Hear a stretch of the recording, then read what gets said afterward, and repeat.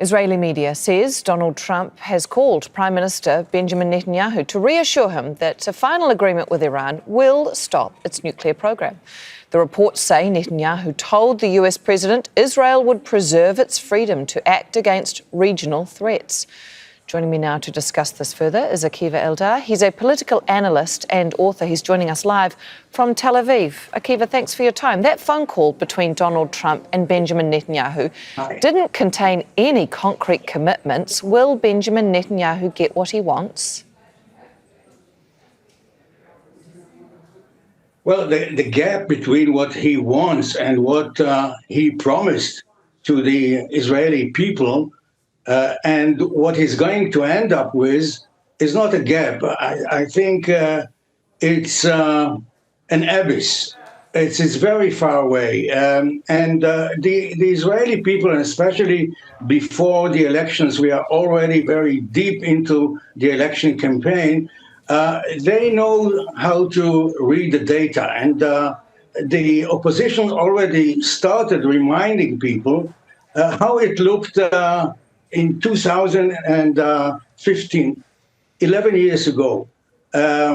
We were much better off with the piles of uranium, with the amount of enriched uranium, and Netanyahu went all the way to Washington, convinced the American Congress to vote against it, and he failed. But he didn't give up.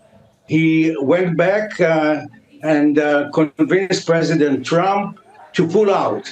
And if you just compare, you put the E5+1 agreement from 2015, and next to it, the current agreement, if this is what we are going to end up with, that Iran will make a commitment not to enrich uranium, but this commitment was there on the way. He promised people a regime change and a complete destruction of the infrastructure of long-range missiles.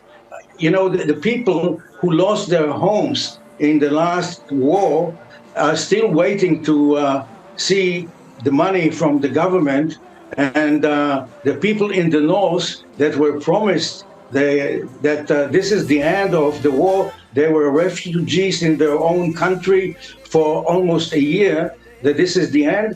Now, the other thing is Netanyahu is bragging and was telling President Biden and the Israeli people, I am the only one who can say no to the American president. We are a proud, independent state. We are not the 51st state. And now what we see is that Israel is really the 51st state of America, and the real leader is President Trump. I want to ask you, you made a point there about how this might be received, and I want to ask you about that. But in the meantime, do you see Israel agreeing to abide then by any deal that results out of this? Not at all. It's like, asking a fly if he will abide to an elephant. Actually, Netanyahu put all his chips on President Trump. And we saw the signs. He invited him to celebrate the Israeli Independence Day and to offer him the Israel Prize, and he turned it down. The American public, including the Jewish community, is fed up with the image that Netanyahu is dragging the United States of America into a war that it's nothing to do with their interest. Now they have a long weekend, they travel, and they know how much they pay for gasoline. And, I am planning to go to Europe in a few days. I will be kind of hesitated to show my Israeli passport. Israel became a pariah out of this. And what is now happening is Netanyahu will try to change the narrative and to sell again the story, because he's a very good salesman. He used to sell furnitures, to sell us the total victory, which he failed to do in Gaza. Hamas is back in town. He failed to do in Lebanon. And now he's failing to do this in Iran. And on top of it, he is going to lose the support of the American people, and we see this in the polls. We see this when we talk to the Europeans, and I just hope that in October there will be a government that will be able to collect the pieces. All right, Akiva Eldar, a political analyst and author, joining us from Tel Aviv. Thank you.